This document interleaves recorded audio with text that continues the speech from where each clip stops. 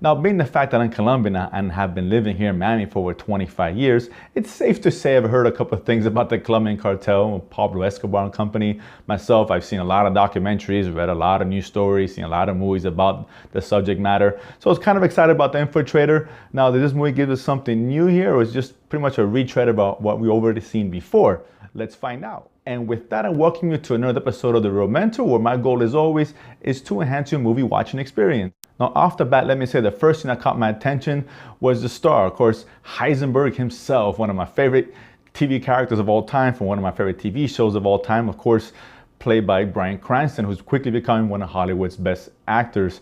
And he was the best part about Godzilla for those 20 minutes he was in it, and that was a really bad movie, mind you. And he gave a great performance in Trumbo last year. It was an okay movie, but he was sensational in it. And this movie is no different. He really carries this film. On a quick side note, I can't believe Bryan Cranston actually signed up for the Power Rangers movie.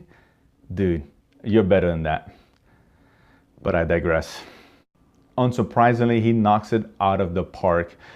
Great performance here in an otherwise solid flick, and I'll get into that in a second. But Bryan Cranston, of course, plays Robert Matzer, who was undercover customs agent. Of course, he was challenged with infiltrating part of the cartel, and he has a couple of partners that he works with.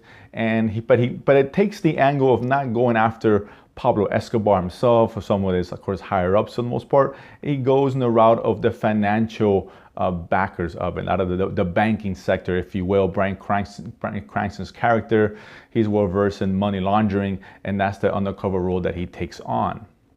Now, not to shortchange anybody else who stars in this movie, because there's also some really, really good performances here. John Leguizamo, who I do like in most of the movies he's in, a small doses, very charismatic. Great chemistry with Cranston himself, and Diane Kruger, who plays another undercover agent who is kind of pretends to be his fiance, if you will, and she was great in the movie as well. So, and Benjamin Pratt was another one who would play one of the higher ups in the cartel. I say great performances all around. This is a really well done movie, very well acted across the board. But like I said, Cranston steals the show here. He's so engaging. You're locked in from the minute you see him, from the very first scene all the way to the last scene. It's hard to keep your eyes off him. Every time he's on screen, it kind of elevates the movie. Now, the movie itself is very well directed. Brad Furman, of course, very well shot. A lot of good moments of tension here. Like I said, it's a little bit different. It doesn't bring anything new to the table per se. We've seen kind of these movies, undercover movies before, which kind of prevents this movie from really reaching great heights.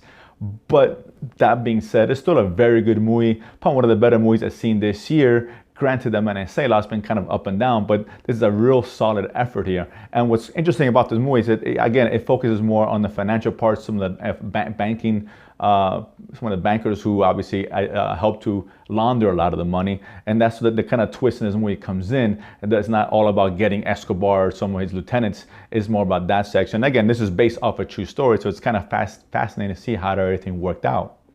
Now, ultimately, at the end of the day, this is a movie I definitely recommend you guys watch. It's a really good movie. It's not great per se. It's not going to go into Oscar season at all. But again, extremely well acted across the board. Very well done. It's a solid flick. If you're a movie fan, I definitely recommend you watch this. If nothing else, definitely catch it when it comes out on video. Again, you're going to be entertained. It's about 2 hours long, but it's very well paced. It's a slow burn. It's not an action flick by any stretch of the imagination, but it does build tension very well and a lot of great scenes. And it has a lot of surprises in there as well. A couple of times I was like, whoa, okay, I didn't really see that coming. And that's a good thing for the movie. So go out there, go check it out. Now, this movie wouldn't do great numbers at the box office, but doesn't necessarily mean it's not going to be a good movie. Check it out. As always, if you do see you like it, didn't like it, comment below. Let me know what you guys thought. And of course, as always, don't forget to subscribe below and continue to feed my need to go to the movies and talk about it afterwards. See you guys next time.